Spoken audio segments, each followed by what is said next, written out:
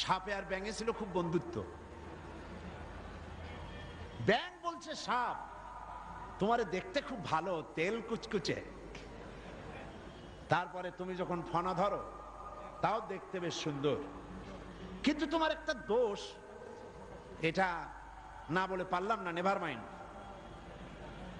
সাপ বলল আচ্ছা বলো, কি কি বলতে চাও? ব্যাঙ বলছে তুমি যখন চলো তখন তুমি কিন্তু সোজা হয়ে চলো না, খালি এইরকম এইরকম করে চলো, এইটা বড্ড বিশ্রী লাগে। সাপ শুনে বলছে বেয়াদব, আমার সমালোচনা করার এত বড় দুঃসাহস কোথায় পেলি? ফনা তুলেছে, ফস করে উঠেছে। ব্যাঙ বলে ওরে বাবা, এত প্রশংসা করলাম, একটু সমালোচনা করছি, সহ্য করতে পারলি না? ও দিল লাভ, ব্যাঙ লাভ দিয়ে পড়ছে পুকুরের মধ্যে।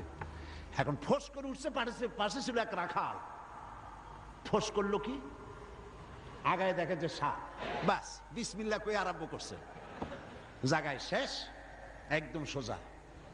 ব্যাঙ অনেক সময় পর ডুব দিয়ে ভাসে উঠছে, আস্তে আস্তে করে যায় দেখে বন্ধু তো একদম সোজা, কারণ কি? কাছে যেয়ে দেখে চিন্তা নাই, মুখ দিয়ে ফেনা টানা বাইরে হয়ে গেছে। কয় বন্ধু সেই সোজা হইলেন, তবে মুখ দিয়ে ফেনা বাইরে সোজা হইছেন, ফেনা থাকতে আর সোজা হইলেন না। সুতরাং আপনারা ঠিকই ফিরে আসবেন, তবে সহজে আসবেন না, কারণ ক্ষমতা বড় বালাই।